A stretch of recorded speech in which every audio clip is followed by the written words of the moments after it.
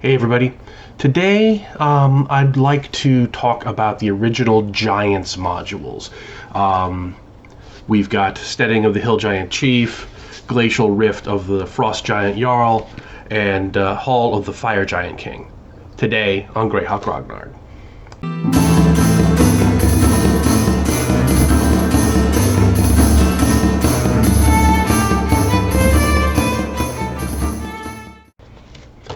So these modules are, I think, the first ones that were ever published. If not, they're among the first by TSR. And they were tournament modules that were written originally for Origins 78, I think. Yeah. And they're the very famous modules, obviously. They have been reissued and redone in a variety of different formats, and they've been repackaged and upgraded and things for years and years and years, ever since they were originally published. They're among some of the best loved modules out there, and it's just it's not just nostalgia, because these are actually really well done on a number of levels. So first, I'd like to talk about G1, Steading of the Hill Giant Chief. This is a remarkable adventure. It is, first of all, only 8 pages long, which is, and that's including the cover. So it is just unreal the amount of information and detail that is included in just 8 pages. There are nearly 60 encounters on these maps. It is just, I mean, look at that. 60 encounters in only really 7 pages plus the intro. It's fantastic, the amount, the way that Gygax is able to cram all that information in here. But more than just brevity, there's a lot of depth in here. You really have to read it closely to figure out some of the things that are going on, which is true of most of Gygax's stuff. It works on a number of levels.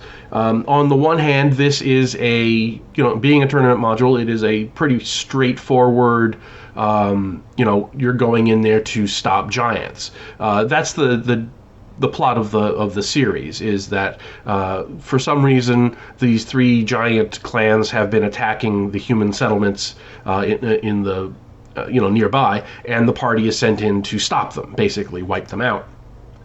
And if you look at the tournament characters that are given in the combination module later on, they're loaded up with invisibility magic. And that's really the way you have to approach this, any of these. Because if you go in there guns a-blazing, figuratively, you're going to get crushed. And rightly so. I mean, it's a whole steading full of giants, and even if you're 7th or 8th or even 9th level, it's going to be really hard to sustain combat against that many giants, even hill giants, which are relatively weak in first edition, compared to other kinds of giants. You're gonna find it really difficult to go in there and just storm your way through. The 2 approaches that you really have to do are, you're either going to have to infiltrate the steading, which is going to be really hard given the scenario. How can you convince them that you're some sort of dignitary? You don't know what's going on. You don't know why they're attacking. You don't have any of the background really to go through that. The other alternative is to sneak around, and that's why the tournament characters in the other version have rings of invisibility and potions and cloaks and things. They're designed to sneak around and find out what's going on that way. Now, another layer of G1 here is that it's really built, the steading as it's presented is built on top of a much older dungeon complex. And you know this because they say so when they in the description of level 2.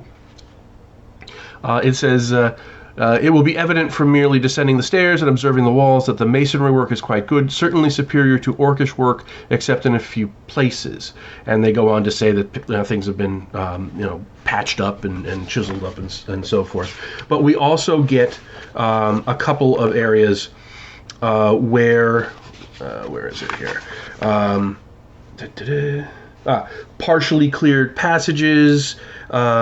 We've got a bunch of places where it's obviously been caved in over time, and what's happening is the hill giants are having their orcish slaves kind of clear things out. You see that up here at the top of the map here. These are areas that are being cleared of rubble, and you can see they're very closely worked and so forth. And down here, you actually have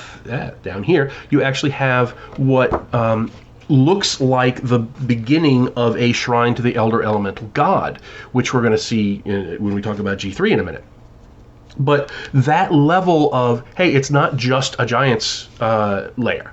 There's something going on. It's built on something older and weirder, and so you're introducing the players to the idea that there is something else going on here. There's some other motive at work, merely than just giants wanting to raid cattle or whatever.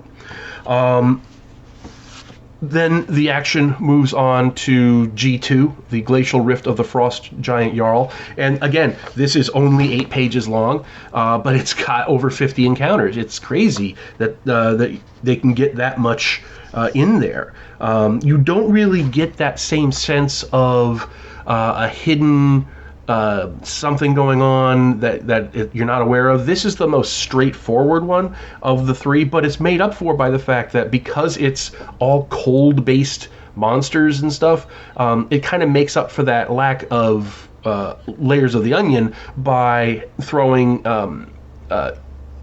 monsters and situations and such that might not be so familiar to the players. So they're going to be fighting a white dragon, and there's Remmerhaz and so forth. So it's because it's an alien environment, they can kind of get away with it being a little more straightforward. But again, you can't just go in there and start killing things. You have to sneak around because it's now that you've gone from the hill giants to the frost giants are a lot more powerful and have they're immune to cold and things like that. So it becomes a much harder mission to undertake because they're tougher giants in general. And that brings us to G3, which is double the length of either of the other two. It's 16 pages. It's got a beautiful, not just that, but it's got a beautiful 3-panel fold-out map. It's ginormous. It also introduces the drow, as a lot of people call it. And they're the ones who are actually behind the giant raids. They're the ones who've been stirring up the giants to attack the humans. And we don't really find out why until much, much, much later in D3, why, what exactly is going on. But we do know that there's a lot of politicking going on. There are guests who are staying with the King Snurry where he's trying to convince them to come on board. I think there's cloud giants and there's a captive storm giant in here somewhere. This is also the first published appearance of the dwarf Obmi, who appears also in some of the Gord the Rogue books. He's an evil dwarf. He was in the original Castle Greyhawk. He was manning a machine in the dungeons that would make you walk backwards and not realize it, and he was really frustrating, and he had boots of speed and everything. And here they actually stat him out, and he has the boots of speed, he has the dwarven throwing hammer, so it's really cool to see him appear for the first time in here. But what you really get here is there's a lot more encounters that you can roleplay through here. So there are a lot of captives, but they're not all just captives. Sometimes there's, they're false flags. They're not really captives. They're trying to fool you, and you get a lot of that in G1 too, where there's actually a faction of orcs who have escaped from their captors and are hiding in the dungeons below and have barricaded off a section. So it's in theory you could gain their trust and use them to help you fight the giants and such. There's a lot of that kind of thing in here as well. There's more memorable individuals that you get here as opposed to in the first two modules. But this also gives us our first look not only at the Drow, but at the Temple of the Eye, the Elder Elemental God. This is where it is fully detailed. In fact, I think it's the only place that is actually fully detailed how it works. When you you touch the altar and you light the things, and and different effects will happen. That's all laid out here for the very first time. And this is where you get the tentacle rods and all that stuff. You also get your first look at Iclavdra, who is the head of the Islesers clan of the Drow, and she also comes back in the Gore of the Rogue books as a major player major character in the books. She's one of the great villains of the setting, really, and you don't really know her true motives in this module. You don't find that out again until D3, Vault of the Drow. But you do get a sense that something is going on, because now you have the Drow who are using the giants, the fire giants, who in turn have recruited the frost giants and the hill giants. But one of the things I always thought was interesting was, if you note carefully, like I mentioned before, in G1, there is what appears to be a Temple of the Eye. It's ruined and it's choked with rubble and so forth, and they're trying to free it, but it's there, and that makes me wonder why the hill giants specifically, who have a link to the Elder Elemental God, why did they choose this clan to enlist in their war against the humans? And I think it is not outside the realm of possibility that the giants here were actually the first ones the Drow contacted. They're first ones that they enlisted, and it makes sense that they would enlist a weaker clan and then try to work their way up to stronger and stronger ones. On the other hand, in G3, in the Fire Giant Hall, they are, there is a physical connection between the Hall of the Fire Giant King and the dungeons on the 3rd level, and the underworld where the Drow come from. We also see Drow here explicitly, and we don't see them there. So it's also possible that the Drow came in into the dungeons here, persuaded King Snurri to join, to do his war, and then he reached out to these other giants, and then just happened to stumble on a clan of hill giants that also had a connection to the Elder Elemental God. So I like to see that interaction with the, there's more than one thing going on here. Not only are the giants attacking, but the Drow have converted them to the worship of of the Elder Elemental God, and are using that to kind of control them and motivate them. The only place we don't see that connection to the EEG is in the Rift of the Frost Giant King, and I don't know why that is. I mean, they didn't throw anything in there, so you might think of these guys as the weakest link in the chain because they don't have that added incentive and motive. On the other hand, maybe they're working on it. Maybe every once in a while the giants will try to push the frost giants into acknowledging the Elder Elemental Eye, and maybe there's some tension there because the frost giants don't want to do it. So there's a lot of stuff there that you can add to really make this series a little more dynamic than it already is, and all that in 32 pages. Which is just, again, it's just incredible that you can cram all that plot and all that detail and all that adventure into 32 pages of text, because a lot of it is just very implied, and you have to read closely to kind of imagine, okay, yeah, now I could use that as a connection between these two things. There's, then you could use those two connections to say make pressure on the frost giants, and you can use all that detail, and then of course these three lead right into the Descent into the Depths of the Earth series, which I'll also talk about in a separate video.